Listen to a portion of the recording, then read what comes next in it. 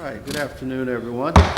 We're going to call the Board of Adjustment to order. First, let me announce all the board decisions of the board are considered final. If there's anyone aggrieved by the decision of this board, they may appeal to circuit court within 15 days of the board's decision. Also, no permits or license can be issued until that 15-day appeal period has expired and no appeal has been filed. For information regarding the board's decision or an appeal to circuit court, the Office of Land Use Administration will be your contact. As you come to the board, I'll ask you to give your name and address for the record, and that if you will, anyone has their cell phones, electronic devices, turn them on silent or off so we don't have a disturbance. You have to address the board, not to the staff or to others in the audience. And based on the number of people here, I would say there's probably going to be more than one person that will speak on behalf of a variance or in opposition. So pick your best four, because you're allowed four to comment on any variance request. There's a 5-minute limitation per speaker. They'll give you a warning sound that lets you know you got a minute left. And if you'll summarize it. The other thing is, if you will, kind of summarize your comments so you don't say something that someone else has already stated. And the individual who's requesting the variance will get an opportunity to provide a rebuttal or a response, which is a 2-minute time limit. First, let me call roll call, and then we'll start with the agenda. Mr. Davis? Here. Mr. Coleman? Here. Mr. Golden? Here. Mr. Metcalf? Okay, absent. Mr. Milling? Here. Mr. Burrows? Here.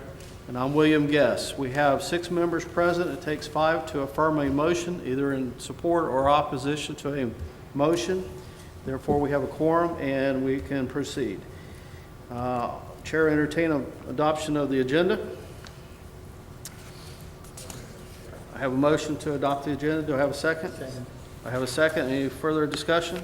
All those in favor of the motion say aye. Aye. Aye. Anyone opposed? Okay, motion carries. All right, we're going to start in order. This is 6389, 5829. This is a holdover from the previous meeting for 7125 Hit Road. Yes. One at a time.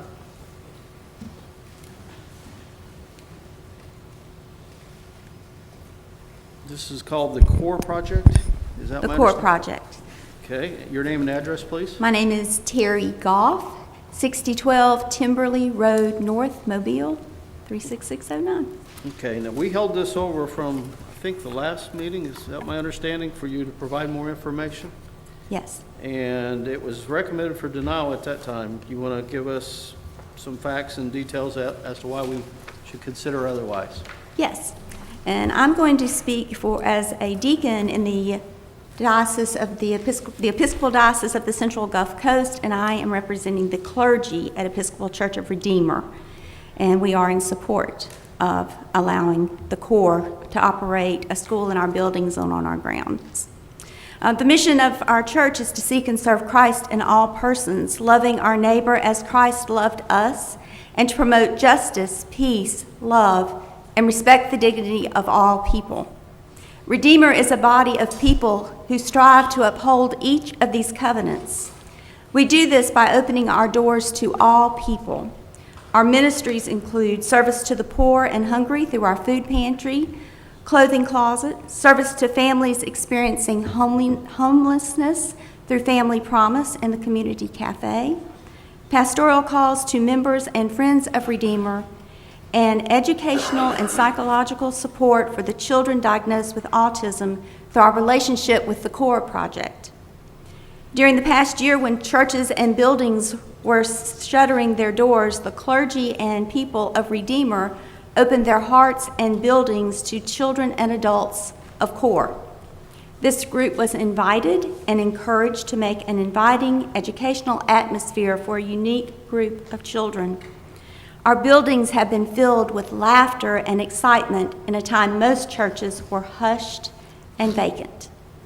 Many of our members are now recognized by children, and our members know the names of the children and support staff of CORE. We have witnessed the success of CORE by seeing children shed their protective layers and reveal smiles and excitement as they share something special about themselves. The halls are filled with the children's artwork, science experiments, and classwork. Our CORE parents and children have found a home at Redeemer. Some of the parents and children of CORE have also found a Sunday home where their children are welcomed and not viewed as an inconvenience or outcast.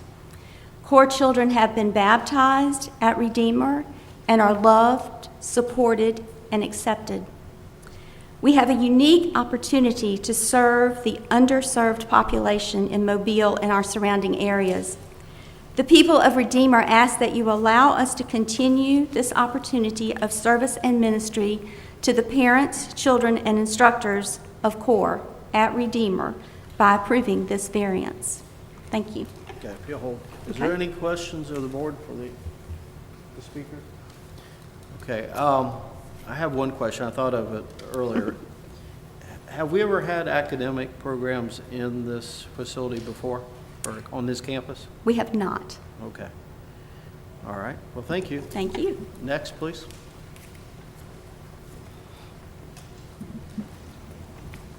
Good afternoon. Your name and address? My name is Judith Sykes, S-Y-K-E-S, and I live at 2108 Charingwood Drive East in Mobile. I live with my husband, Greg, and our two sons in Mobile. We have a 22-year-old son who's going to be attending law school this fall, and we have a 20-year-old son with severe nonverbal autism. CORE is important because it fills a need that's otherwise unaddressed in our community. And when I tell you that my child has severe nonverbal autism, what that basically means is that he needs supervision 24 hours a day, 7 days a week. He has very limited communication skills, learning hardships.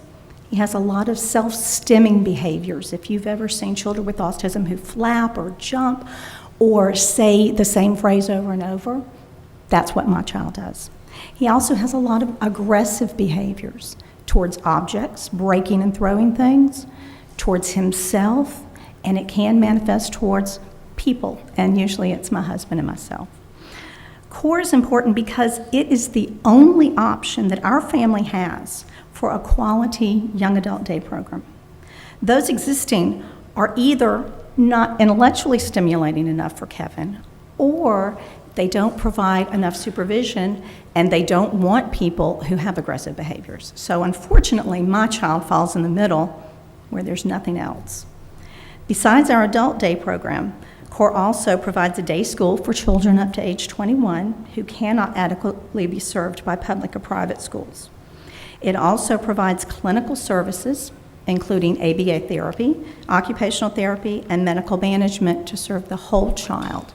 That's a huge gift to a parent, because when you have a small special needs child, a lot of your day is spent going to this therapy and this doctor and trying to get some schooling for your kids, whereas CORE, under one roof, can provide all of those services.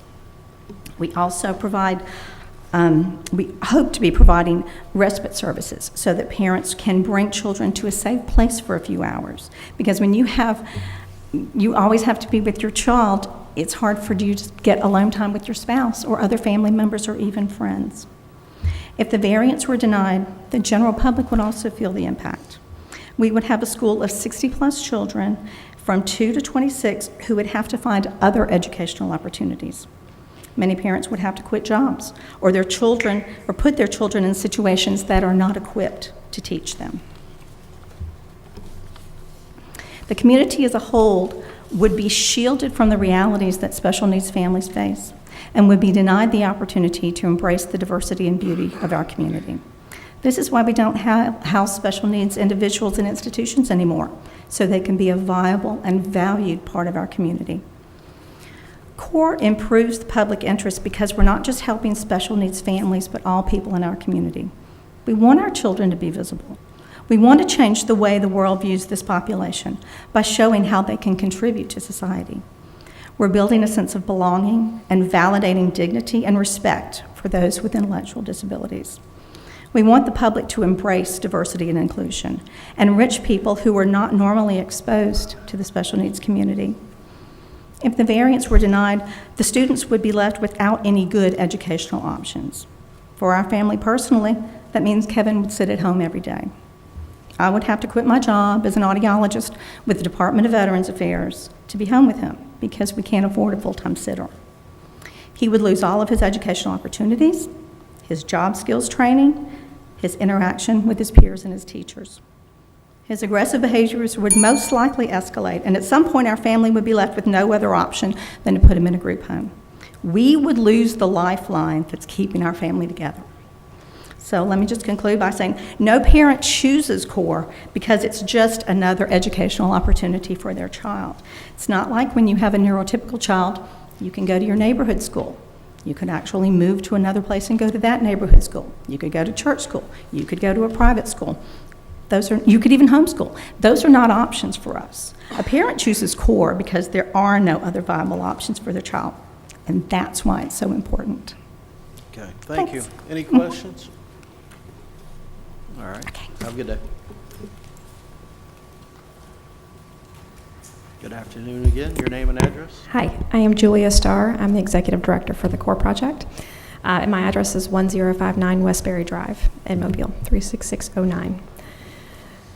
So I wanted to open with, first, thank you for hearing this. And second, when we were here last time, we were asked to do the building inspections and the fire inspections and all those things, and we did pass all of those. And I hope you guys have a copy of that in front of you. And then The staff have their reports. okay, great.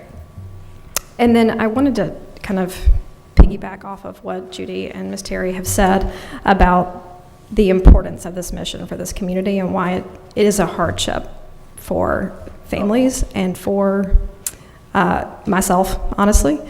So I started the CORE project with a group of parents who were facing the same issue, and that is I have two sons with autism as well. They are now 18 and 19, and in 2 years, they would have nowhere to go. And you may ask why, and that's because in this state, at the age of 21, services for our children and our adults stop. There is nothing. The public schools start serving these kids at age 21. Other, like Miss Judy said, other programs will say things like, we will watch your child, but if they're aggressive at all, we're gonna have to call you to come get them. Well, for a lot of parents, that is an everyday thing, myself included. CORE's mission is to provide a comprehensive program in this community because no one else is doing it. We serve kids regardless of age. I hope we have a 55-year-old with Down syndrome that walks in our building and says, I want an employment opportunity because I hear you don't turn anyone away.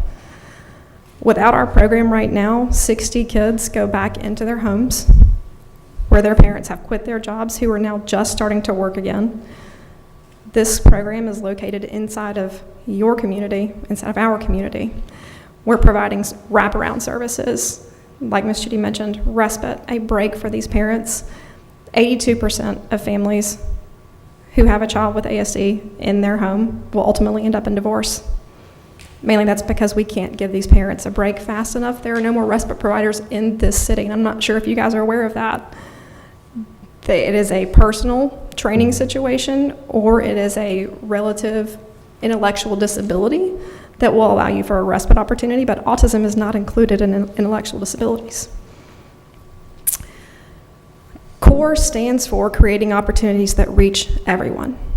We do not discriminate based on disability or ability. We're looking to take that word dis out and focus on what these kids can do, and also provide a place where parents can receive all services without having to leave their jobs to go to things like speech therapy, occupational therapy, a psychiatry appointment, because all of these things are a part of what we do.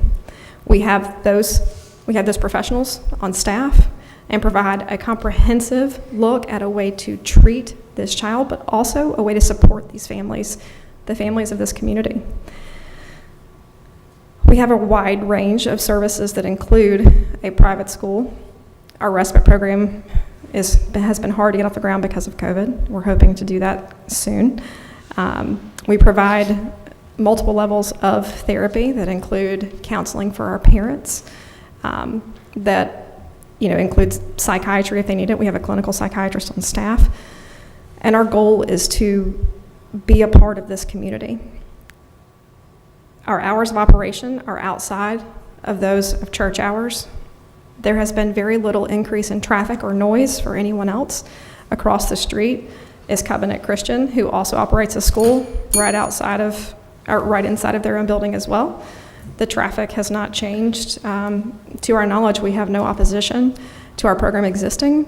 And to emphasize the need here, we have anywhere from 150 to 200 kids and adults on our waiting list.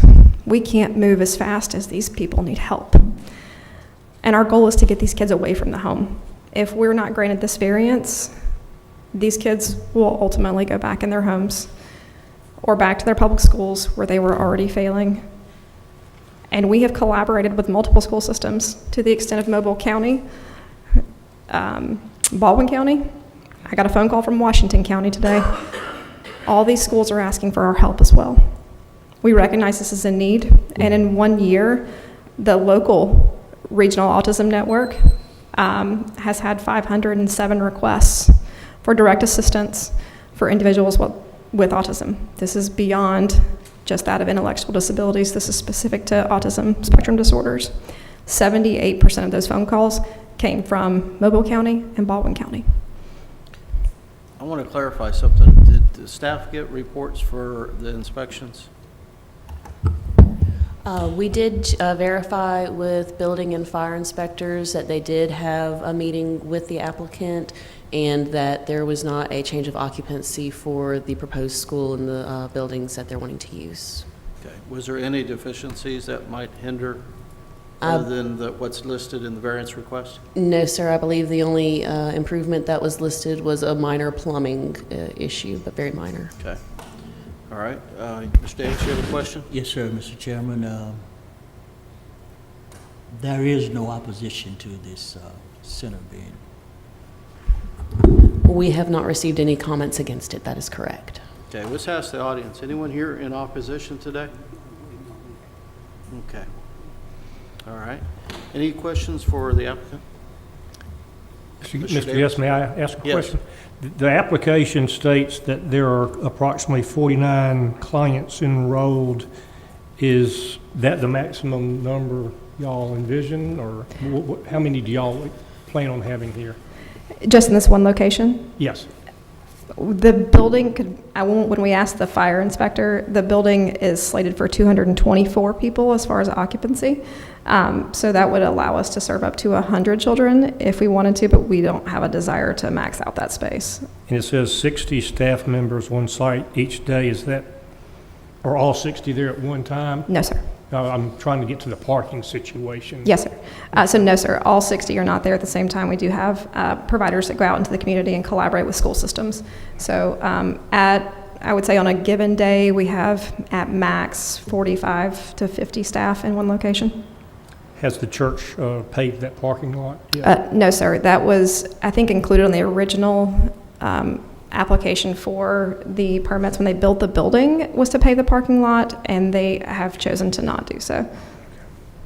Is the staff report mentions a food service kitchen type thing that was approved years ago. Is that still in operation?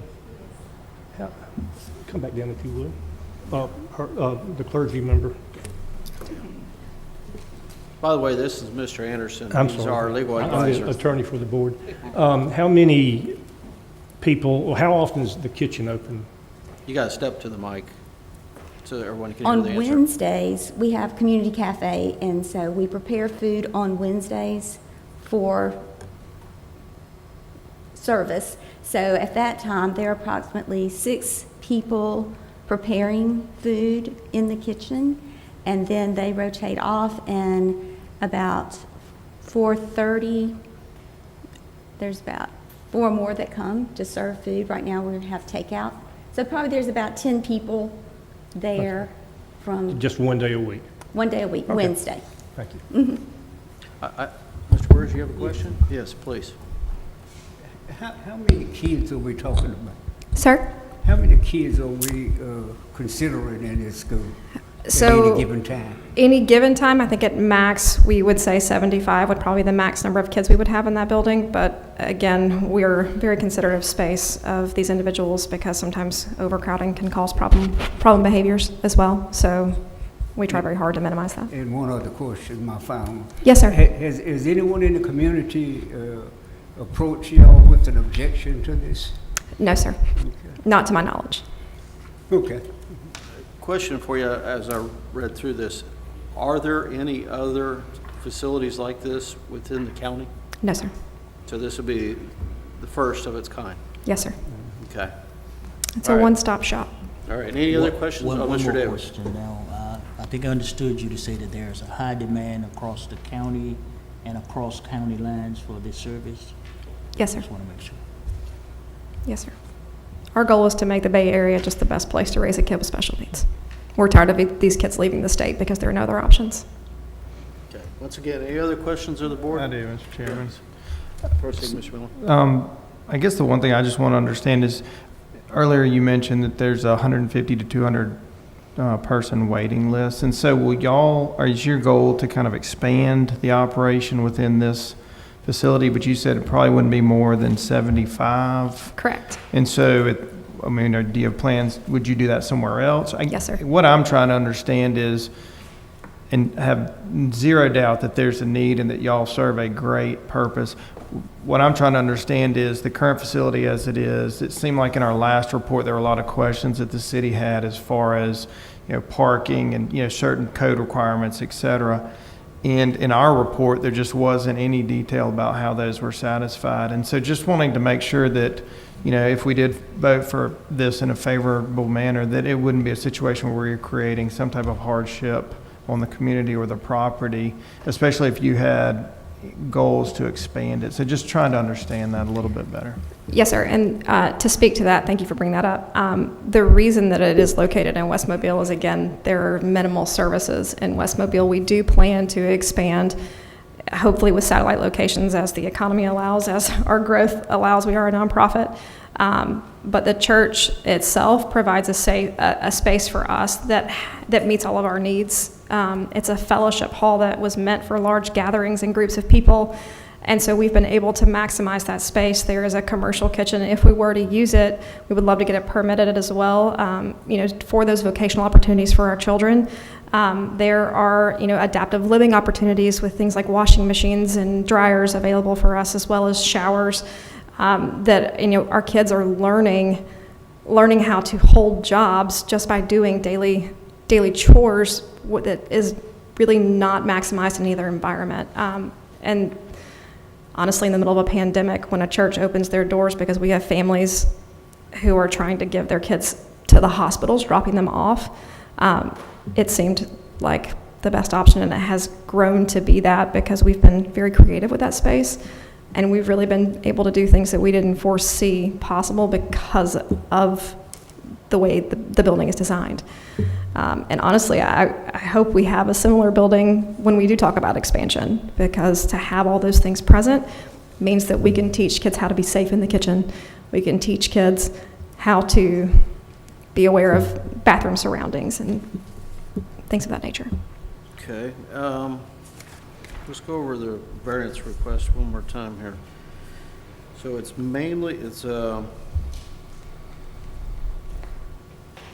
just for the use, is that my understanding? No, and parking. Is the parking satisfied? There's a sufficient amount of parking on site. It is currently unpaved, unimproved surfacing. And they are not proposing to pave it. So yes, I would think that we would need to include that in consideration for today. Yeah. I'm thinking with paving, some will have to be paved just for the sake of ADA access. And that may be something that you'll have to work out with the facility. For anybody that maybe have to utilize wheelchairs or...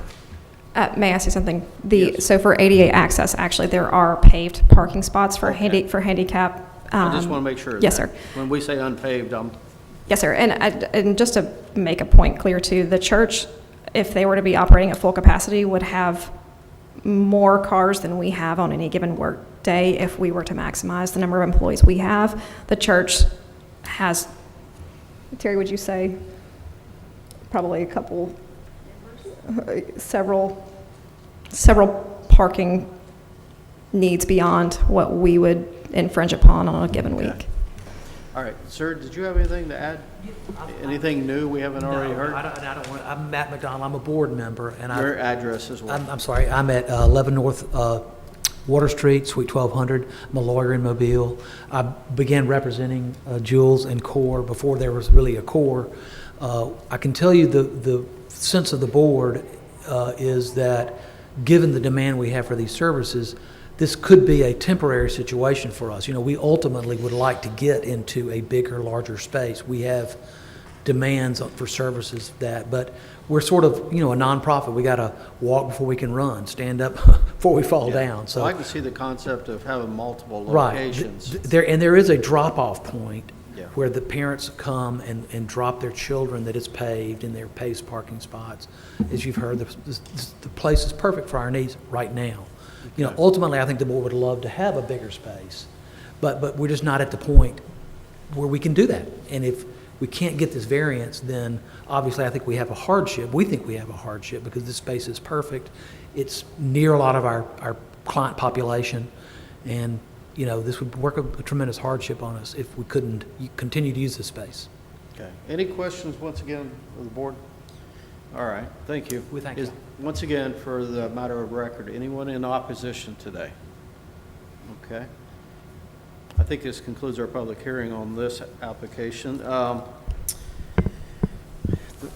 The staff's recommended for denial. The applicants stated their justification for consideration, and my understanding addressed some of the issues with building inspection and fire code and parking. Okay, with that, Chair, entertain a motion.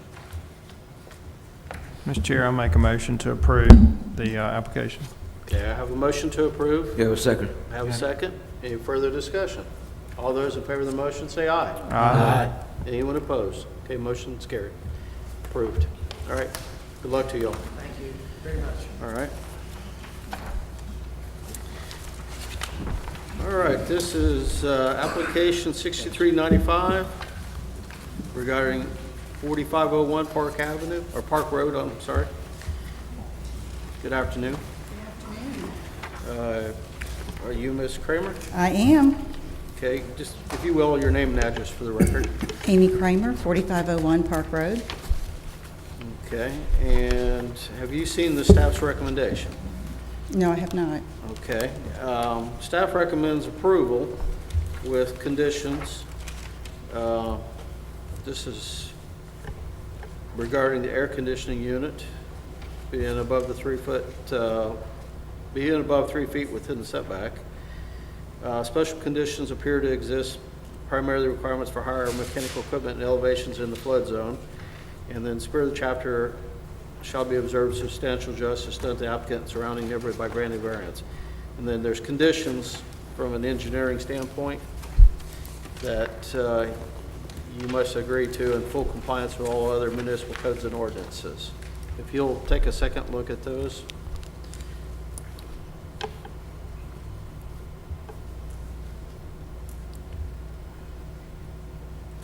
And while she's doing that, we had comments, if I remember right. We did receive one comment in support on the website. Right.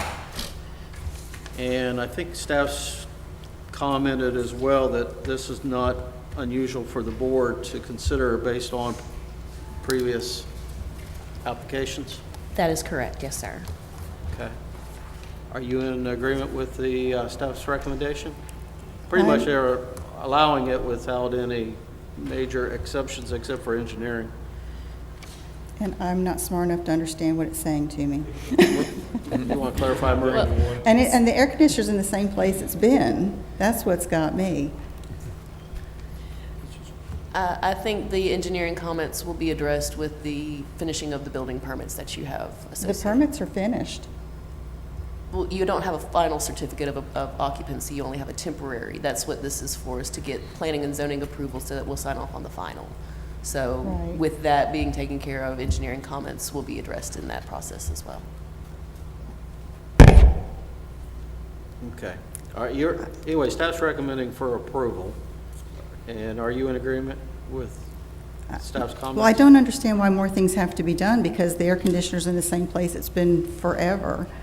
Okay, did you do an improvement to your property? We had termites eat the house, and we had to raise the house to redo all the joists and rebuild the living room and foyer. I'm And sure in it's that tied process, to- they said we had to raise the air conditioner, and so we did, because we were told to. Well, that's why this process. And These conditions just deal with mostly surface water drainage, to make sure the work you're doing in this air condition improvement does not change the flow, and that your contractor uses best management practices during the construction to make sure there's no erosion onto somebody else's property. well, it's probably better drainage, because it was the air conditioner sitting on that little fake concrete pad, and now it's got the platform, so it's probably better drainage than it was, to be honest. Okay. I just need to have a confirmation from you that you're okay with this. Because the staff's recommending for approval, all we have to do is call for a vote. Mr. Chairman. Okay. Yes. Mr. Chairman. I'm just not an engineer, and I don't know what all this stuff means, so. Yeah, ma'am, those comments are standard comments that we put on the permit when we review it. So it's nothing extra that you need to worry about. If you have permits that apparently are permits being reviewed, you have permits in for review or something? Waiting on I your was told the permit to get a- permits are done, that I'm just waiting on zoning. Okay, well, yeah, so once they approve it, we've already, I think, reviewed it, so I don't think there'll be anything extra that engineering's gonna ask for you, I mean, from you. Okay, and it can't be too extensive. It's got to be less than trying to move this, because it's been here forever with all the lines going to it, Right, so. right. I think you'll be satisfied with. Okay, all right, well, then I agree. You're the Please. first person who's actually questioned it, so. All right. Any questions of the board for the applicant? Okay, do we have anyone in the audience in opposition? We had one comment that was sent in support. All right, thank you. This concludes our public hearing on this application. Can I ask Sure. one question? Yeah, please. Who's going to tell me what I have to do when? We're going to let Okay. staff, Okay. we're going to let staff help you. Okay, I think thank you'll be fine. All right, Chair, call for a motion on application 6395. Motion to approve. I have a motion to approve, and I have a second. Any further discussion? All those in favor of the motion, say aye. Aye. Anyone opposed? Okay, motion carries. Good luck to you. You're good. Please reach out to the staff if you got further questions, though. You're welcome. All right, to application 6396, 583. This is regarding 1004 Government Street. Good afternoon, your name and address? Ryan Bowen, Garden Design Solutions, 14632 South Greeno Road in Fairhope. We're requesting a site variance for the zoning ordinance for fences and walls to be in the front setbacks, less than 3 foot in height, due to where the position of the existing residence is and existing fences on property and adjacent to the site. Okay, and your application, I should say, is recommended for approval as well. Have you read the staff's recommendation? I haven't got the most recent one, no, sir. Okay, if we could provide those to the gentleman.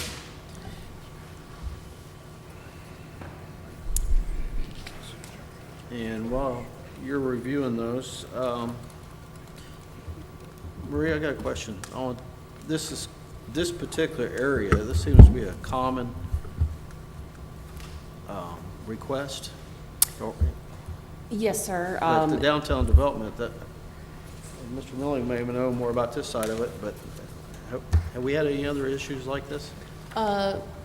We have not had any problems. I know that it is common in this area to have fences and walls closer within the setbacks. And because is in a historic district, the historic district overlay generally does allow some flexibility. However, there was not any existing fences or walls within the 150 feet to That allow was for my next that, question. for allow that relief administratively. Okay. All right. Have you read the staff's Yes, sir. recommendation? Are you in agreement? We're in with this? agreement. Okay. Any questions of the board for the applicant? Okay. Anyone in the audience either in support or opposition to this application today? You're in support? Okay. We got a couple in the audience that are in support. All right. Well, I guess that'll conclude our hearing on the public hearing on this application. As stated initially, the staff's in support or recommends to the board the following findings of fact approval for request: side yard setback, side street, and rear yard street setback variance in a B1 buffer business district, not contrary to public interest. Special conditions exist, and the spirit and chapter shall be observed. And then there was conditions that the applicant was in agreement with, and based on those facts, Chair will entertain a motion. Move for approval. Okay, I have a motion to approve. Do I have a second? Second. I have a second. Any further discussion? All those in favor of the motion say aye. Aye. Anyone opposed? Okay, motion carries. Thank you. All right, this is application 6397, 4575 Higgins Road. Mr. Byrd. Yes, Jerry Byrd, Byrd Surveying Company, 2609 Halls Mill Road, here on behalf of the owner. He proposes to develop. Let me ask you this. Have you seen staff recommendations? I have. And they say they're recommended for approval with conditions. Right. Are you in agreement? In agreement with that, except for the modification to allow 2 driveways as it's shown on site plan. Okay, I think that's been resolved. Correct. Staff had a conversation with traffic engineering earlier today, and they are okay with amending their comment provided, limiting the staff to 1 curb cut. They're okay with 2. Okay. Are That's you fine. okay? All right, and we did receive communications regarding this application as well, correct? We did receive an email from an adjacent property owner who had some stormwater concerns. Okay. I didn't see that. I think their primary concern is that they don't want this to in any way increase stormwater runoff to their property. Okay. Is there a retention pond? We have one in the northwest corner of the property, and allowance possibly for a, if necessary, a ditch along that west property line leading into it, and shape it there if we need to. Okay. But right. yes, I would agree. Detention probably is needed there. Okay. Any questions of the board for the applicant? Yes, sir, I have a question. Hey, Jerry. Yes. I think the email alluded to water currently coming off of it. Excuse me, what's there currently? Yeah, there's currently drainage coming off of the Oh, piece in okay. question to the property Well, or to the... I don't think the site plan has been developed yet because I'm not sure it would be approved. But if they are the person on the west side, then a ditch along that west property line should account for that. Well, I guess west, or is it south? It'd be the business to the rear of the property. Okay. Water drains through the land through my parking lot. Parking lot. That may be on the south. Well, they'll have, I'm working for an engineering company on this. Oh, okay. One of the things that they do when they submit the land disturbance permit is we look at the existing drainage patterns, and if they're draining that parking lot onto an adjacent private property, we'll set a higher detention requirement on that detention pond. So they'll have to provide detention at a higher rate if they're going to try and dump it onto an adjacent property where it may actually existing, flow now. And then we look and make sure that if it's currently sheet flowing, that it's not going to concentrate it onto an adjacent property owner. Okay, and also, Hopefully, we take care of that during the permit process. right, and I'm sure that in the conditions, compliance with floodplain management and stormwater is all part of that anyway. Yes, yes, So, And the concept here is that it would be an improvement yes, from current conditions. yes. Okay. Thank you. Okay. Thank you, Jerry. and All right. and site plans That's would it. address that with engineering's Yep. involvement. Okay, do we have anyone else in the audience in support of the application? Anyone in opposition today? Okay, we did have the comment from the adjacent neighbor. And the staff's recommended for approval with some conditions that the applicant's reps in agreement with, and I do think that the runoff needs to be addressed as part of the site plan with coordination with the staff. All right, that'll conclude our public hearing on this application. I would ask that any of you, should you make a motion to approve, that you have that condition regarding the stormwater improvements as part of your conditions. All right, Chair, entertain a motion.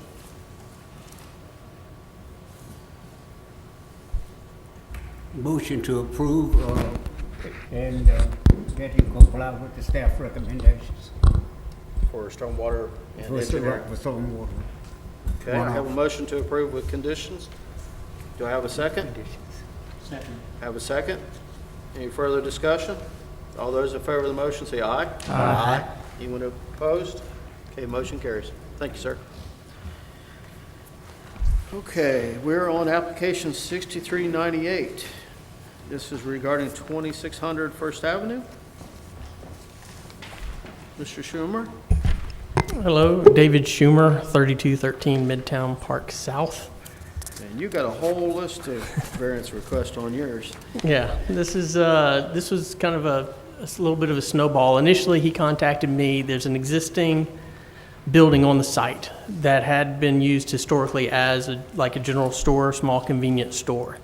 And the initial thought was to repurpose that, update it, and open it back up as a general store for the residential community as it had been in previous years. When looking at that structure, to the effort to get it into condition to be serviceable and meet all the current codes and health codes and structural codes that I'm not as familiar with, it was determined that it would probably be easier to just remove that building, put in a new building. We would also be able to comply better with the parking requirements and some other issues, but there would still be, some catches. The reason we're asking for a use variance rather than going for a rezoning is to protect the community so that this zoning wouldn't just be wide open to any future use that could move in. So if it ever stopped being a general store as it had before, it would revert to the residential zone. In trying to place the building on with approximately the same square footage as the existing building, to meet the parking, we had to, add a lot of parking in the front. And to put the dumpster, we had to slide the building. The existing building is right on the corner. It violates the setback for First Avenue and Jesse Street. And so we're trying to do as good as we can, but it's still conflicted with a lot of the requirements, due to the size of the lot and the constraints of the area. Our main argument for the hardship is it was a general store. I mean, if you go out there right now, the building is still there. It has not been demoed, and it was functioning as a general store. The owners here with some community members in support of it, and most of the other site variances are just a cause to be able to fit the the size of the lot. Is the building approximately the same size as the previous? Yeah, I believe the building, I don't know, do you have an aerial of what's up there now? It's hammered into the corner. I think our new building may be a little bit bigger, but it's because it's a square, not a rectangle with a little stub out to the side. But you can see that it was there, and I don't know if they had a street view of it, but it's a masonry block building that was used as a store. That's the building that was there before. Was there any on-site parking? I can't tell from this. There's a driveway on First Avenue, and there's room in the back, but I don't believe that it was mostly community walk-up, and that's pretty much what they expect with this new development. But we put the parking in to meet the requirements to keep us from having a parking variance. Okay. Any questions of the board for the applicant? I mean, if you have any questions on any specific variances. As far as the use, did you say it's going to be the same use as it was before? Or? Yeah, just a small convenience store. I think at some point they may have, like what you would expect at like a gas station or something like that, with some small food service, sandwiches, packaged sandwiches and stuff like that. But mostly milk, eggs. The owner is here. Or the developer, he can speak more to exactly what his vision for that is. But that's pretty much just a small community store. Okay. Any other questions of the board? All right, thank you. All right, who else would like to speak on this application? Good afternoon, your name and address? Good afternoon, my name is Jabari Dotch. I am the owner of the property. And first I want to say thank you for hearing us. What I want to do is for like 40 years, my grandfather and grandmother, they built this property over 40 years ago. And for all of my child life and up until I was probably in high school, it operated as one of 3 community grocery stores in the community of Trinity Gardens. It serviced not only that community, but the surrounding community. He offered fresh produce, fresh meat, canned goods, as well as any type of things that the neighborhood needed. It was mostly walk-up service back then, with a couple of parking spots in the front. Not only did it serve as a grocery store, my grandfather was very active in the community, to the point to where the community center that's in the neighborhood of Trinity Gardens is named the Dotch Recreation Center. It's named after my grandfather, primarily for the work that he did in the community that came along with that particular store. It's always been my dream as an adult to first obtain the property back, as well as bring it up to what it needs to be and operate it in a way that would be in honor of my grandparents, as well as a service to the community. Right now, there's no store, a convenience store in that neighborhood, not one that's open right now. At one time, there was 3 that were all open and operational and servicing the community. We don't have one at all in that community right now. As well as, not like I said, operating as a store, it was like a community hub for current events, for things that needed to go on in the community. You went and talked to Mr. Joe Dodge, that's my grandfather. And what I want to do is, just like I said, is just bring it back. My initial plan, like Mr. Schumer said, was me to go in it, renovate it. Quickly found out that it wasn't going to be able to come up to code as well as fit, because we always thought that it was zoned as commercial. It wasn't until we started the process that we found out that it had never been zoned as a commercial property. It just always operated as that, because I think that's what most properties that in that community did at that time, up until some things changed. So what I want to do is, I just want to do what's been asked in the variances, to bring it up to code, to bring it in compliance with whatever the city asked me to do, in order to bring back a place, just a beacon of light in that community, man, so people can come up and buy fresh greens. There's no fruit. You can't buy fruit nowhere in that community unless you go to one of the large grocery stores like Walmart. That's miles away. We used to offer that type of stuff right in the community, and that's what I want to do. I want to bring it back to the community, and with a new building that's going to, I hope, to bring, rejuvenate the community by seeing a new facility, partnering along with the school system, as well as the community organizations that already operate, like the Bay Area Women Coalition. Ms. Salone Wallace here, they in support.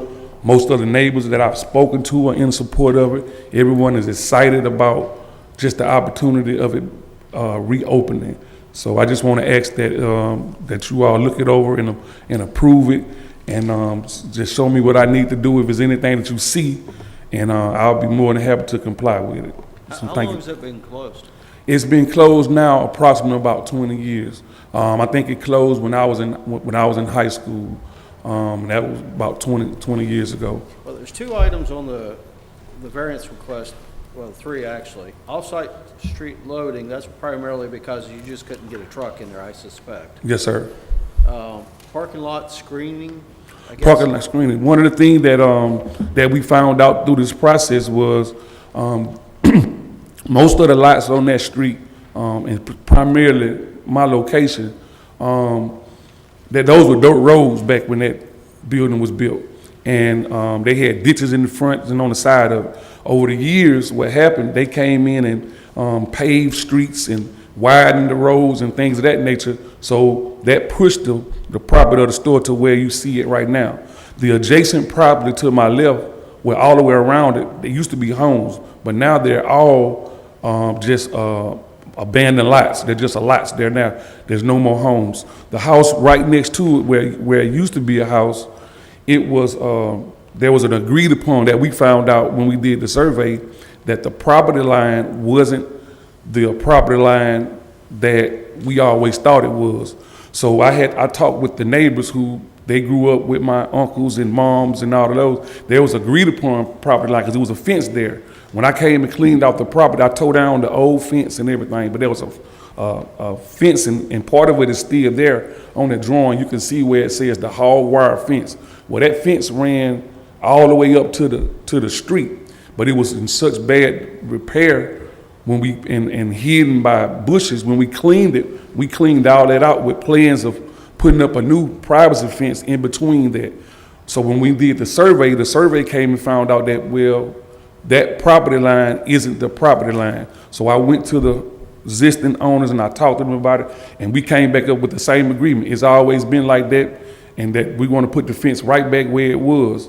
It's not on the drawing because they told us that because it's not actually a part of the property, that we couldn't put it on the drawing, but we're prepared to put the fence right back up where it was So and that'll use that. address the parking lot screening. Yes, sir. And then, I don't understand why you need trees based on the amount of trees that are already on the property, but maybe some on the front, I guess, or that'll be up for, but that's a variance request you have as well. Yes, sir. I think that, I don't know, I think you already talked to David, I think this has something to do with some of the zoning about trees. There's already trees that Yeah, runs we across want as First much green Avenue. space as we can, I understand that, but your parking's gonna impact that to meet your requirements. Okay. Any questions, once again, of the board? Mr. Chairman, well, one thing I wanted to point out, it mentions in here that the screening is not required. So that request is moved. Okay, I That's missed correct. that. Parking lot screening is only required for areas with 10 or more spaces, and there are only 7 on this site, so that's a moot request. Okay, and he's already addressed it through the, I guess, your meeting with the neighbor. Yes, sir. That's more the residential buffer that they're requesting to be off-site. Right, okay. All right, anyone in the audience that wish to speak on this application? Yeah, if you will. And you are the first one here today, so please come down here.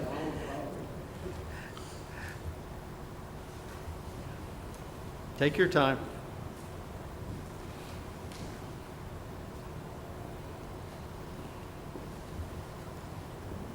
Good afternoon.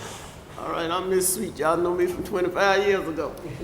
In 1997 and 98, when Mike Dow was the mayor, we came down here, me and Lavonna fishing. Her name was Lavonna DeVoe at that time. Your address, I need your address for the record.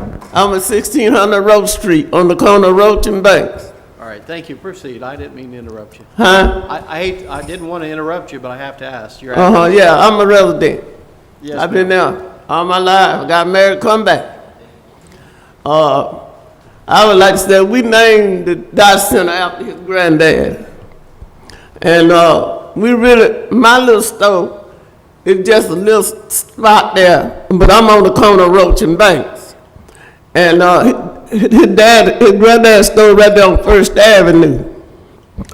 And like the brother said, we need a little something somebody that want to work it, you know, a lot of times people go at business, they don't want to work it. Especially these days, they don't want to work it. And if you want to come there and put something nice in the neighborhood to bring it up to snuff, it's already been brought up, but it need to be brought up some more. And I'm asking y'all to help these young people. My son, he trying to help the park now. Where my son at? My son, he took over the football and the little league for the children, cause look like the children got scattered around. So me and LaRonda said we got to turn it over to the young people, cause the community will die if we don't try to do something to help it. And so I asked y'all to look forward to help, cause we're gonna help. Me and LaRonda, our organization, we're gonna help. We done worked with this for 23 years. And so I want y'all to help us. All right, thank you. All right. You have a good day. Thank you again. All right, let's see how many people we had speak so far. Let's see, 3, we got one more? One more, please. And then we'll conclude our public hearing on, or at least our support of the application.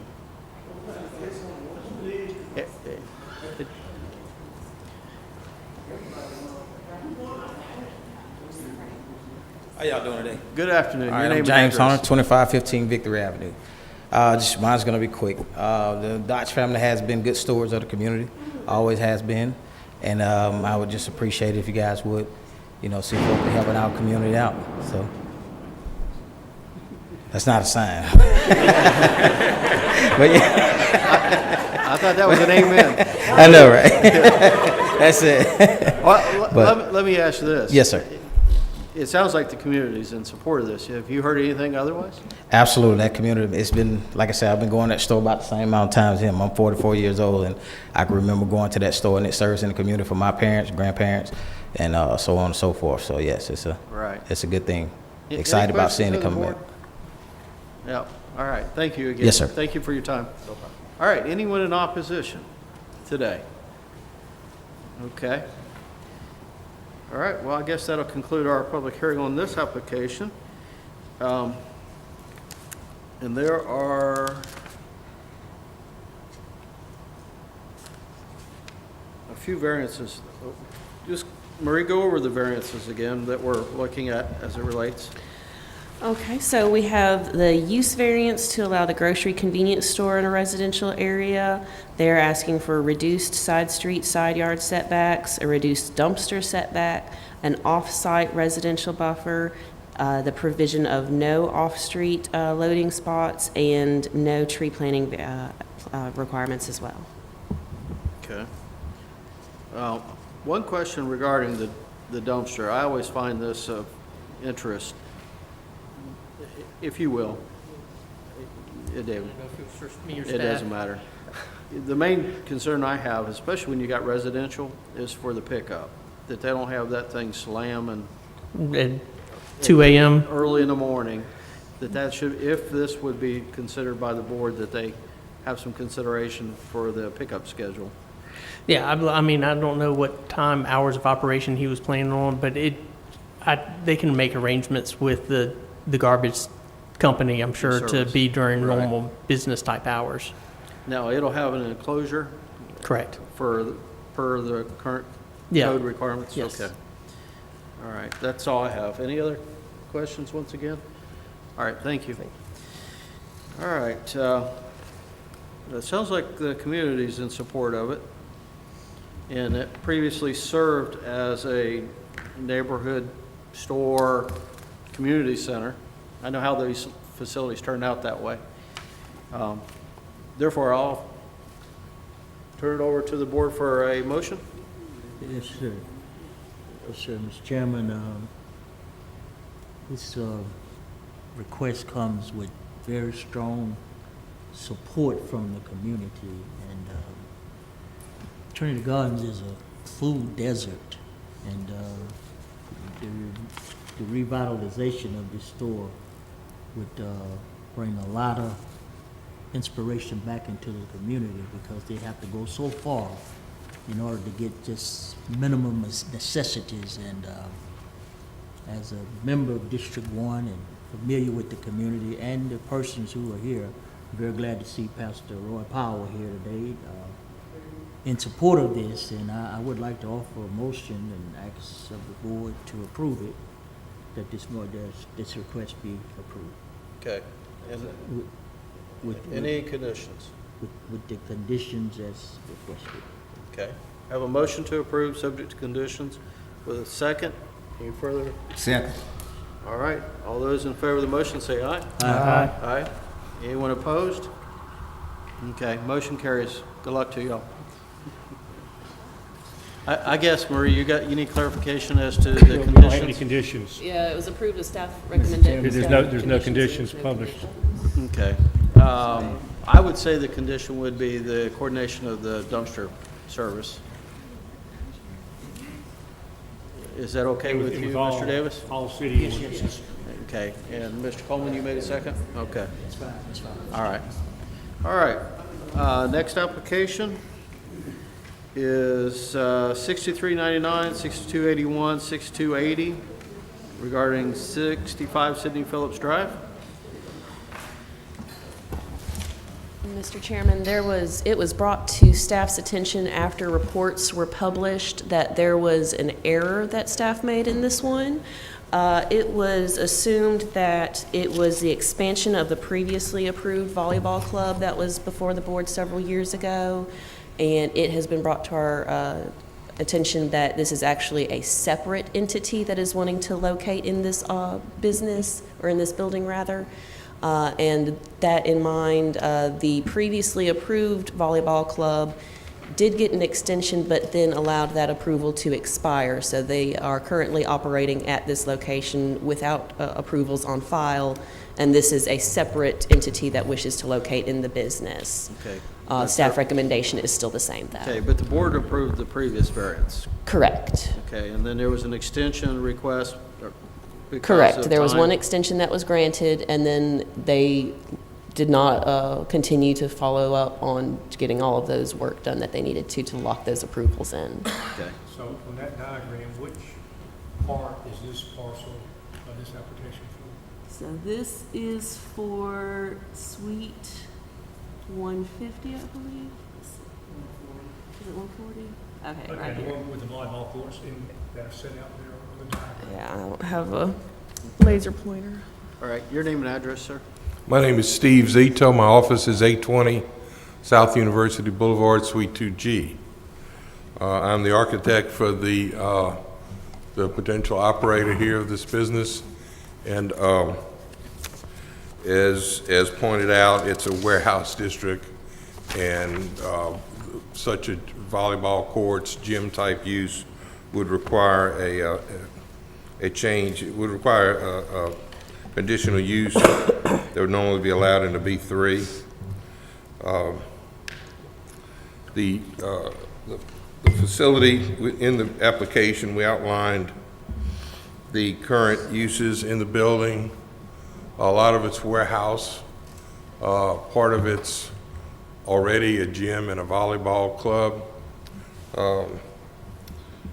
Miss Kate Wood, the person that would like to open the Lower Alabama Volleyball Club in this facility, along with the other tenants that are in there. We've done parking calculations, and the staff has also concluded there's like 271 cars or 273 cars required. There's 209 provided and proposed. The big issue being that this volleyball club would require on its own 87 parking spaces. There wouldn't be that many kids, that many people in there. So that's not this use, and Ms. Wood will speak to the details of how the parking will be laid out, how parking requirements will be, the parking needs will be met at different times of the day based on the schedule and so forth. This building, she has looked long and hard everywhere in the city to to find a building with this much height and spread of columns and structure that they can install volleyball courts in it, as that sketch represents. There were no other facilities available that could accommodate that.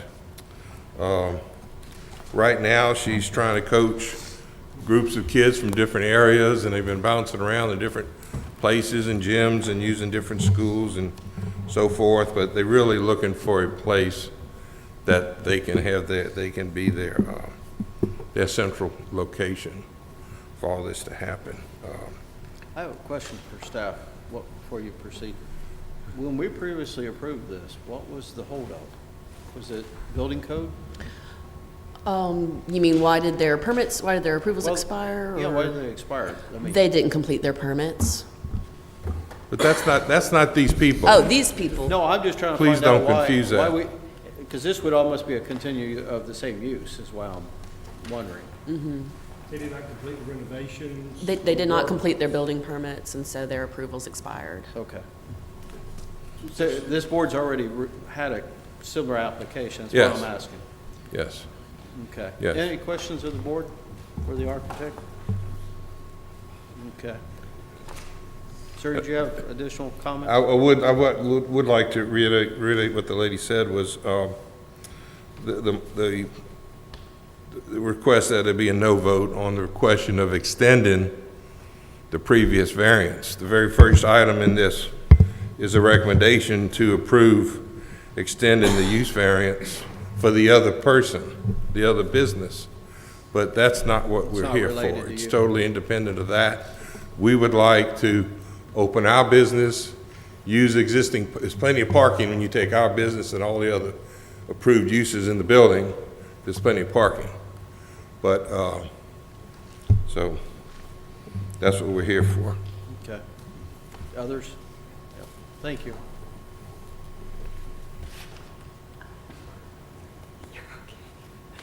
Your name and address. Hi, I'm Kate Wood. I live at 114 Fells Avenue, Fairhope.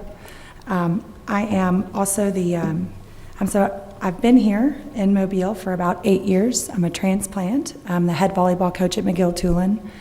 I started a volleyball club to just teach young girls about volleyball 8 years ago. Little did I know it would expand and more girls. You know, it started very much for McGill-Tulane girls, and then over the years, we've just taken in more and more girls from lots of different high schools, Mobile County, some Baldwin County, even some Mississippi, and they all come to Mobile to compete. Our club is up to 20 teams, is where we are now. And so we are absolutely searching for a space. And so that first hardship that he spoke about, it doesn't exist. I've called every realtor in Mobile knows who I am. They say, "Oh, you're the volleyball lady." Yes, sir, that's me. Well, we got a couple of Actually, Mr. Milling can attest, and every few months he gets a quick text from me that says, "Are you sure?" You don't. And so, I had a list of all the warehouses that I have called on, walked into, checked ceiling height, measured. I've got a father of a daughter who does a lot of construction. He comes with me. He's shooting lasers. Nope, this one doesn't work. It's been going on for over a year. And you ask maybe why. The majority of our season starts in January and it ends in about June. But January, February, March are very crucial months to training. You can imagine in a basketball-rich area. We're football-rich and we're basketball-rich. It's very hard to get into gyms. I have a question. Yes. So this will be just for training, or will you have tournaments? We will not have tournaments. Okay. Just for training. Because I was thinking parking might. No, that'd parking be an would issue. parking would not work for tournaments. No, this would just be for training. Because of COVID last year, the pandemic, obviously the churches and schools we were kind of moving in and out of, they said, "Sorry, you're out. We can't do this." I understood. The city took pity on me for a little while and put me into the Civic Center. And then Governor Ivey said, "Nope, we're going to use that for drive-through." So I got kicked out of there. Next thing you know, the fairgrounds, Josh at the fairgrounds was beautiful to me, and his business had fallen apart a little bit. And he said, "Hey, come train here." He's obviously, that can't continue. He has another business to run, and he's got contracts for years in the making that he's already agreed to. So I have been looking for a space for almost a solid year. This space fits the bill for ceiling height, column width. I do understand the parking is not ideal. I do want to address that quickly. So we have 20 teams. Only 3 of those teams are drivable age. So our club exists very much the way an elementary school or a middle school exists. You don't have enough parking spaces for all of your kids. They don't all drive. They get dropped off, they get picked up. Our club operates much the same way. The kids are being dropped off and picked up. They carpool. There are things that I can do as a director for scheduling, so that I don't have more than one of those teams practicing on the same night that do drive. So we practice Monday through Friday nights, 5 to 7 or 7 to 9. Our times are also outside of the school hours of Sidney Phillips, which is right across the street. So when we're coming in, Sidney Phillips has already gone home. We're also Sunday afternoons, about 1 o'clock to 7 o'clock. Again, that doesn't affect Sidney Phillips in any way, school traffic-wise. And I would be able to schedule our teams so that, and I brought a quick, timeline for me. For instance, on Mondays from 5 to 7, I have 2 12-year-old teams and 2 13-year-old teams practicing. Then from 7 to 9, 1 15-year-old team, 1 14-year-old team, 1 16-year-old team, and 1 17-year-old team. And you have to remember 17 means 17 and under, so those girls can drive. The 16 and unders are not driving when the season goes. Towards the very end of the season, some will be driving. That being said, a lot of the girls will carpool. I've got parents up here that'll nod their heads. They put them in cars and then they move them, and so you won't have, if I need 87 spots, you need 25 spots. If the code says I need this, I really just need like 25 spots. I have a question. Yes, sir. Y'all interacted with the other tenants to see about any kind of coordination issues? That is my competitor. So, to speak Okay. frankly, that's my competitor. No, I have not. No, I have not. Well, when you say competitor, that explains. Yes, there you go. So just the hardship of available spaces is the first. And then the second, if you guys say no to this, the hardship of what will we do? I mean, I've got 10 to 18-year-old girls who want to train and be good at their sport, and there's nowhere for them to go to do it. And I am asking for you guys to say, yes, we will let you get into this space and allow your girls to train. One final thing about me, and I just want to make a distinction about myself. People that know me know that I'm a woman of my word. If you say, you need to do this and do this and do this, I'm going to do all of those things. That's the way I operate. I have already spoken with Wanda Bonham about the business license and all the steps I need to take. I talked to her back in December of 2020. Step 1 is what I'm doing right now, getting the variance, the zoning, make sure your building, the variance is allowed. So I'm asking for the request for variance for the use, and I understand that I need parking variance as well. I have a question. Is this building sprinkled? Yes, it is. Okay. I know all the things about all the buildings. What's your name again? Kate Wood. Okay. I'm going to be in construction after volleyball. I don't want to Okay. say volleyball lady. I just want to make sure. Mr. Burrows has a question. Yes, sir. Are you training younger males and females, or just females? Currently, only females. This may not be relevant to your application, but I just want to make a comment that I observe. I'm a big fan of, and this is not a sexist comment. Okay. I'm a big fan of female volleyball. Me Some too. of the best volleyball you can find, females.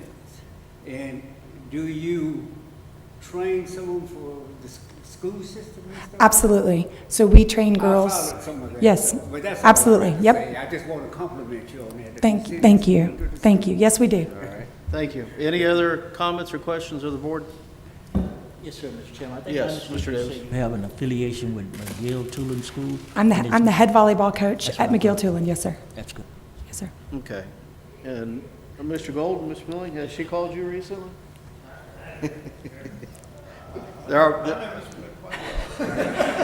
Okay. All right. Anyone else in the audience that wishes to speak on this application in support? All right. I don't need to speak, but I'll stand and say that I'm of this community, and this is my daughter's coach, and we love her, and she is all that she's saying she is. We appreciate that. All right. Yeah. Thank you. All right. Anyone in opposition today? Okay. We have none for the record. Let me see if there's anything in this Mr. that I Chairman? need to. Mr. Chairman? Yes. Can I make some comments? Please. I think, just for the benefit of the board, prior to meeting Ms. Wood, I actually was the leasing agent for this building when I worked for White Spunner. And it's a very challenging building because you have a very large office, warehouse, industrial distribution building that had a lot of stuff grow up around it that, makes that use very difficult. And I can remember showing space, especially 8 o'clock in the morning, 3 o'clock in the afternoon, to an industrial user who has trucks that are coming and going, and they would look at the traffic jam with students coming and going, being dropped off, and just, like, there's no way we can make this work. And so, one thing I'll say is, from that experience, I've always felt like kind of this creative reuse of this property is a good idea, and it serves the community well. I'll also piggyback on that and say, not only have I showed Ms. Wood property, but I've showed 2 other volleyball coaches over the years property, and there just seems to be a huge demand, but there are needs that they have with clear span, with eave heights, et cetera, to make it work. And there are very few properties within the community that work. And so I applaud these type of kind of creative uses that allow you to put these spaces back in use, because the way it was originally built, I think, is going to be very difficult. Okay. Parking, is it clearly marked now, or is that something that would have to be improved? Yes, Amy. Yes, Ms. Wood. Mr. Zito, the parking, is it clearly marked? The parking in the back over there is marked. Some of the park, we're proposing to strike 20, 21, 22 spaces head into the building where there's overhead doors and stuff now, which really can't use. But we're proposing to, where it says unstriped parking area, we're going to add some stripes in there, and that's Traffic lanes, that kind of stuff to define. yeah, it's like 21, 22 cars. Because that's part of the 209 we telling you are available, would include those few cars that we're going to stripe right there. People are parking there now, they just park randomly, Well, but that's what. if we clean it up a little bit, we'll get some more. I know this site. We'll get some more I know parking. the Amsty site that's just across the street just about. Okay. So, okay. Any other questions or comments? All right, do we have any communications from the public or anyone in opposition? No, sir, we do not. Okay. And we had no one in the audience that was either in opposition or in support that we haven't already heard from. All right. We've already had a variance request approved previously for this site, and then I guess it expired after an extension. Did we give it an extension previously? There was one extension for that, and then Okay. it has expired. Okay. So this is not something we haven't already considered and wasn't already approved. All right. That concludes our public hearing on this application. Chair, entertain a motion. Move approval, sir. Have a motion to approve? Yes. Subject to any conditions? I'm Condition assuming setbacks. the staff would agree that the conditions of approval for the other variance we thought we were approving would apply to this one? Yes. Yeah, so the 1 through 5 of the conditions of the other one before the denial language, that would be the conditions necessary. No, I think the variance for this particular is some consideration on the parking ratio. based on her proposed plan? It's the use and the parking. Okay. So we would be giving a variance for both at this time? Yeah. All right. Chair entertain a motion? I move. Approve. Have a motion to approve. Do I have a second? I have a second. Any further discussion? Do we need to condition it with 5 free lessons for Mr. Burrows? No, I think, yeah. You definitely got a I do fan. like female basketball. My wife get on me all the time. I said, no. Come on. All right. We have a motion to approve, second with conditions. And any further discussion? You're fine. You're fine. All those in favor of the motion say aye. Aye. Anyone opposed? All right. Good luck with your project. All right. Application 6400, 1069 State Street. I think, is that yours, sir? Do we have, oh, there we go. Good afternoon, sir. Good afternoon, Jared White, 1200 Dolphin Street. I'm here, this is my own piece of property, I'm here on behalf of myself. This is a piece of property that I bought the tax deed to from the state about a year ago. It was about 10 years delinquent in taxes when I purchased it. I've cleared title to it, tracked down there in Detroit, was able to clear title to it. What I envision for this this is part of the campground district. There are many vacant lots on State Street and Kennedy Street around the corner. What I envision for this particular lot is to have a small shotgun-style house. It'd be appropriate historic infill that would match the character of the existing neighborhood, and an accessory structure garage behind it. I'm a member of a nonprofit here in Mobile, Restored Mobile, that has done a lot of infill work in other historic districts in the city. So I've experienced with doing that and seeing how by filling in these empty lots in the neighborhood, you can revitalize it. This is I'm doing on my own. I live very nearby.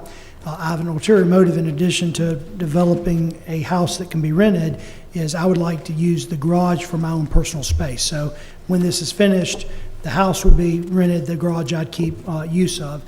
I'm asking for a side yard setback variance. This is a 30-foot wide lot, so extremely narrow, very deep. It's 140 feet, 135 feet deep. If this was, Mobile has a historic district overlay that would permit looking at other structures in the vicinity to determine what kind of setbacks you need. If that applied here, which actually I think it does, but the staff has disagreed with me, so I've come to you, it would allow no setback at all. But since the staff says it doesn't apply, the minimum 5-foot setback applies. And there's also in the zoning ordinance a provision that says if it's a less than 60-foot wide lot, you go with the 5 yards. So I say all that to say the city has evidence and understanding that on very narrow lots you need to be flexible with your setbacks. They've approached it looking at the typical historic district lot that's 50 to 60 feet, and 30 feet is even unusually narrow for a historic district. And so that's why more of a setback waiver or variance is needed here. And then the other aspect of this, I've asked for a variance to allow me to construct the accessory structure first. The purpose of that would be that'd give me a place that I could store building materials. I plan to hopefully use some architectural salvage materials integrated in my infill so I can start collecting those and store those in there while I finalize my plans for the structure. It also lets me store a mower so I can cut the grass on this property, and I have a couple of other tax purchases on this 462 Kennedy Street next to it. So I'd need to cut the grass on that. And right now I'm over there loading my riding lawnmower in the back of my pickup truck. It's kind of comical to see me, but it's a lot of work. And I'd like to have a separate mower I just keep there and can cut and keep the grass cut better. And then, quite frankly, it just gives me a place to store stuff as I'm doing the work. And I live very close to this, and I wouldn't leave something sitting out in my yard that I wasn't using, I wasn't there to watch, and I wouldn't leave something sitting out here that I wasn't using and watching. So from building materials and other things, it needs to be locked up if you're not there. So that's what I'm asking for. Of the things I'm asking for, by far the most important to me is the variance to allow me to construct the accessory structure first. I would like to be able to have the setback waiver to have a little bit wider garage just so I can configure my storage a little bit better. That's not absolutely essential. It'd be helpful. Well, let me ask this. Yes, sir. When you say accessory facility, are we talking about like a second? No. build-out apartment, or are we talking about just a storage like a garage? It'd be a garage. This is actually an R2 property, but it would not have any living quarters, probably not even gonna have electricity or water, and we use solar panels for lights, that's it. But it'd be a garage. So would we require accessory variance if it's just a garage? For any accessory structure to be constructed prior to the primary structure, so in this instance, for a shed, garage, whatever, to be built prior to a house is not allowed, and so that's what the variance request is Okay. for. I just want to make sure we weren't calling this accessory because it might be something in the future. No, sir. And by the way, one of the things in the staff report, I'm willing to sign an affidavit, this won't be used for commercial use or anything like that. I will also, just as an aside, say, I think it's a little bit unclear under the zoning ordinance whether or not you have to have a variance for an accessory structure. Accessory structures are shown as a matter of right in every district in the city, including this one. And it doesn't say anything about the house, it has to be built after the house. But again, to me, I'd rather work with the staff, and this, hopefully y'all will entertain my request. And I just thought it was easier to bring it to y'all and tell you what I wanted to do and ask if y'all would entertain it. Okay, any questions of the board for the applicant? I've got one, Mr. Chairman. Yes. Jared, is after the house is finished and you've finished storing, building materials and lawn equipment and stuff, what will the accessory structure be used for? Will that still be your use? Is that what you said, not for the use of whoever's renting the house? Correct. So, I will continue to store lawn equipment in there to service the other lots until they can be developed and put into use. Then I like old cars, and I need a place I can put old cars while they're awaiting restoration. I have the old BLX radio station building next to my house, which my long-term plan is that would be where all my cars are displayed and made available for use, but those would be finished cars. And cars that I'd like to get out of the weather but can't get to yet would be put in there. And by the way, the other thing I will add there, the lot to the east of me is empty. I own the lot to the north, or at least have a tax deed on it. There is a corner lot at the corner of State and Kennedy. I've met the owner of that, talked to him quite a bit. He seems good with my plans and comfortable and enthusiastic to have someone cutting the grass and taking care of the property. And I've tried to be a real good neighbor to him already, and I think we'll be able to be a good neighbor going forward. Okay. Any other questions? Yes.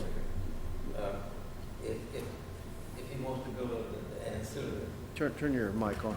If he wants to build an ancillary, the garage first, would he have to submit the plan for the building in order to do that? Not if this variance is granted. If this variance is granted, he could get building permits for the garage after the 15-day waiting period, assuming no appeals are filed. If the variance were denied, we would approve a building permit for the structure at the same time as the dwelling, but they would have to be finalized together. Yeah, okay. And that's part of why I'm asking this, because again, I'm still finalizing the plans for the structure. I know it needs to be narrow, shotgun style. It'll be sitting about 1 foot to 2 feet off the ground to simulate piers, but the actual details are, I don't have an architectural set of plans yet for that. Okay, any other questions?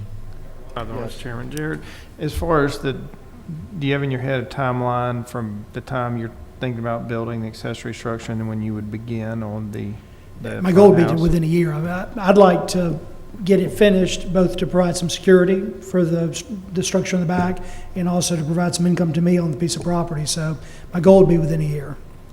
Okay. Okay, what are most permits, building permits? What's the timeline? From the time that a building permit is issued, it's typically valid for 6 months unless an extension is requested. Okay. And let me be clear in my answer. The year goal would be for the house structure. The accessory structure, I would try to move forward within the next 60 days. I see, I know, his I'm just line of saying. thought Okay. is that, it not turn into the primary structure over.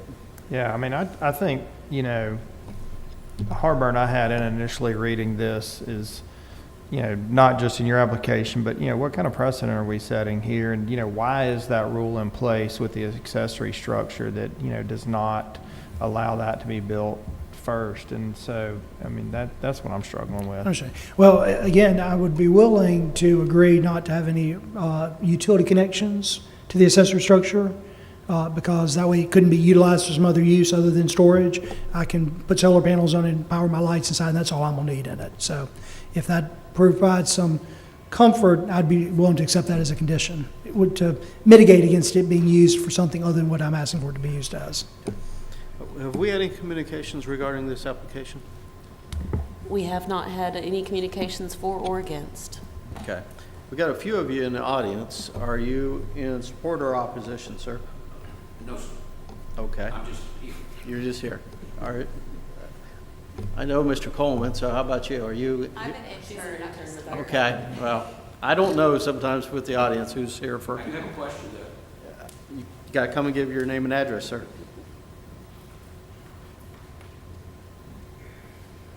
Good afternoon. How y'all doing? Good afternoon. Your My name? name's Anthony Matranga. I live at 1831 Old Shell Road, and the doctor's office next to my apartment that I've lived in for almost 16 years has installed high-intensity LED lights. I have the top floor, and they shine right into my apartment. Is that a 311? I have called 311 numerous times. This is a request that staff has been dealing with on a regular basis. We have gone out several times and checked. It unfortunately does not have anything to do with the variance request on State Right, Street. But they come out in the daytime. At night is when they need to see them, and they light up my entire apartment. And this has been going on for almost 2 years. The doctor's office location is 1835 Old Shell Road. If you will. Yes, sir. Just so for the sake of this process, will you have a seat and afterwards? You've been very patient. I know Sure. you've been here throughout. If you'll Oh, meet no. with them and they'll help you. Sure. Come up with a plan on how to assess your problem. That's going to be great. Okay, Just sit thank right you. over here? Yes, sir. Thank Okay. you again. Thank you. All right. Sir, I want to make sure we've addressed all the questions of the board for you. And you've offered to do an affidavit that the accessory dwelling would not be for anything other than storage. Yes, sir. Single utility connection to the property. Yes, sir. For the primary structure when it's built. Yes, sir. How long do you think it'd take you to build this structure? I'm probably going to use a metal building, and so 30 to 45 days is what I'm hoping. Okay. And you were concerned about the character, the look of your primary structure. Yes, sir. This sits so far. How is the back- metal building Well, going to fit with that? It sits so far back, quite frankly. Okay. And I mean, I am probably going to do some sort of like cover over the door to make it. I mean, you look at what the Mystica Times did with their metal building at the corner of Dolphin and Broad. I think there are ways to dress up metal buildings to look pretty good. Yeah. And so I'm still working on that. It just seems to be different than you're I taking a understand. serious Well, consideration for the shotgun. Correct. Well, to me, it's the house that you see at the front of the street side, and when you're 130 feet in a pretty deep lot, it's Yeah, way but back. you're going to see the metal first, so that's the reason why. Okay. Yes, sir. I'll take that into consideration. I'm willing to. I'm just Yes, asking sir. for the sake of. All right. Any questions or comments for the board? I just have one from for the staff, as Yes. far as the thought process, kind of the spirit behind the regulation that does not allow for accessory to be built. You know, what are we doing or protecting, against with that? Well, it prevents a lot of properties from just having a storage building on it. We want those properties to actually be used for what they're intended. So in this case, that would be a residence and not storage. I guess, could we put a time limit that the front structure has to be built within a certain amount of time, or the variance? I mean, that's going to create a big problem, isn't it? No.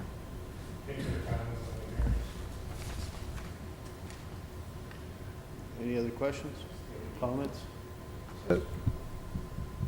Yeah, I guess, Doug, following that train of thought, I mean, we put conditions on variances all the time, and if we put a condition that, he has to pull a permit for the front.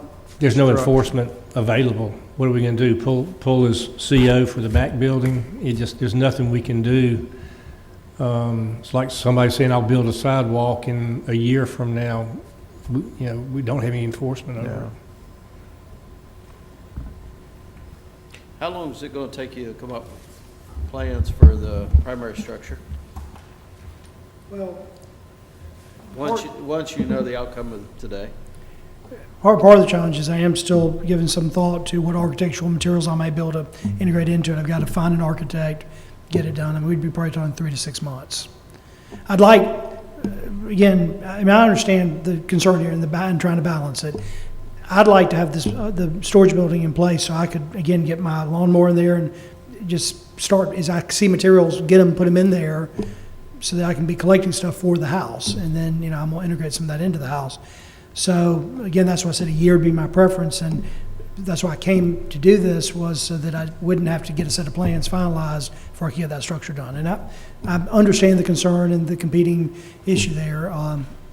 Again, I tried to locate this as far back at the back of the property as possible so that it would be as inobtrusive as possible to the main structures building built. I've reserved most of the lot for the front structure and even though it's smaller, but you know, the setback and yard and all that. I'm well under the 40% for this lot for density. So, you know, I've tried to show that in intent, you know, that this is going to be developed as a residential lot. But I have tried to give some thought too to other ways to give some comfort. I couldn't come up with anything else either. So other than to just say, I won't put utilities there so you know that it won't be turned into some other use. And that's the only other thing I could come up with myself. Okay.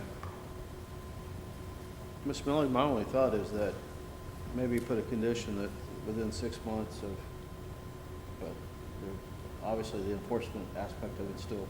And, I mean, believe me, Jared's you've done a lot of good work, you know, with Restore Mobile and stuff. I mean, I don't doubt you. I'm just trying to make sure that we don't create something that causes a problem in the future and just kind of think through. I'm sorry, Mr. Guest, what did you say y'all could? I'm just wondering whether 6 months, if he, from the time he occupies this ancillary structure, that he has 6 months to have plans submitted to. But what if he doesn't? That's right. Could you put a tickler on your calendar, Doug? Pardon? Could you put a tickler on your calendar? Yeah, the only other time I remember this, I won't say being an issue, but the only one I can recall where this was built, there was a house out there in Hillwood that the pool house was built in the back with a couple of bedrooms where they lived in, and they didn't build the main house for, they're still haven't been, it's been under construction for 2 years, but that pool house sat there by itself for 8 years probably before they built the main house. So that's what this is trying to avoid. Right. But I believe everything the applicant's saying. He's going to do as best he can. But what purpose would the affidavit serve? I'm sorry? The affidavit he's offered to. Nothing. So that doesn't give any legal recourse either? Yeah. No, I'm just trying to think if there was a legal recourse otherwise.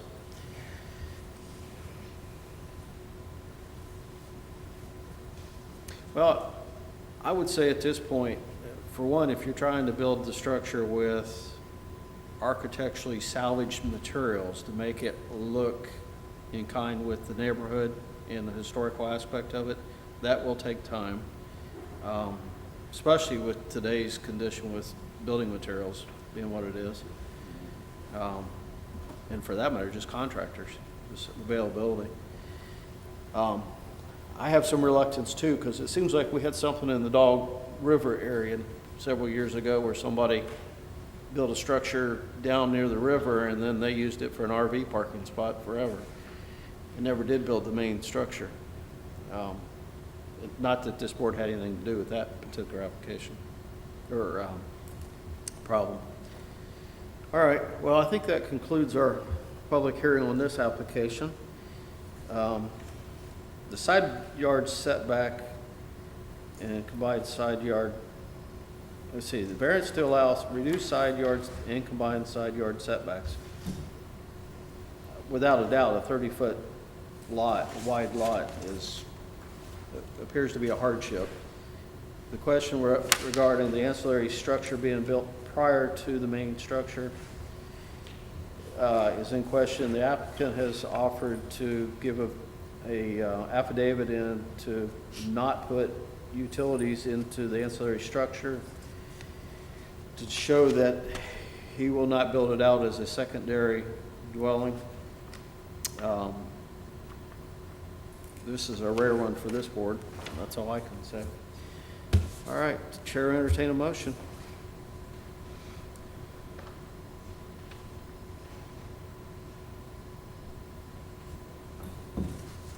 Mr. Chair, I'll make a motion that we approve it,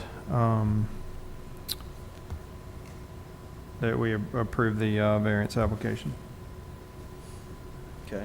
Any timelines on the starting the process for this primary structure, a year? I Full just, I permits? mean, based Not on that we have any- conversations, I don't know how we enforce that. And so I guess having faith that Jared's going to follow through and do what he says he's going to do and, you know, hopefully start something that will help renovate that area.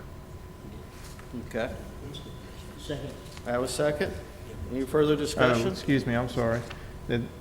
The condition that there will be no utilities to the rear structure, the accessory structure. There'll only be one utility to the front structure. Okay.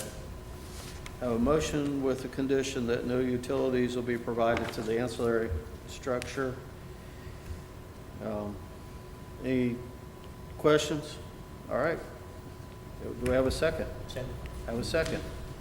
All those in favor of the motion say aye. Aye. And I'm going to say opposed just because I have before. I'm to be opposing also. consistent. Motion carries. I'm opposed. You got a second. Huh? Opposed. Are you opposed as well? All right, motion fails. Mr. Golden, It's Oh, 4 to that's 3. right, there's 4 to 3. 4 to 3. No, it's 4 to 2, excuse me. Sir? Could I make, would y'all entertain a motion just on the setbacks at least? Oh, yeah, I'll re-entertain a motion for that. The applicant's asking that we consider each of these variances separately. Mr. Milling? I'll amend my motion to approve the setbacks, but deny the building the accessory structure prior to the primary structure. Okay. I have a second. Any further discussion? All those in favor of that motion, say aye. Aye. Aye. Anyone opposed? All right, there we go. Yep. All right, do we have any other business, Mr. Anderson? I want to bring to y'all's attention, y'all will probably recall an application for Gulf Field Drive. I believe that was the address. That's the application where the revitalized Mobile had bought a house and had 2 apartments leased out at the end of a street, I believe.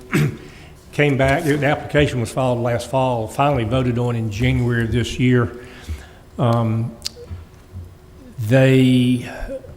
The staff became aware that they continued to use that facility as 2 or 3 apartments, I can't remember, 3.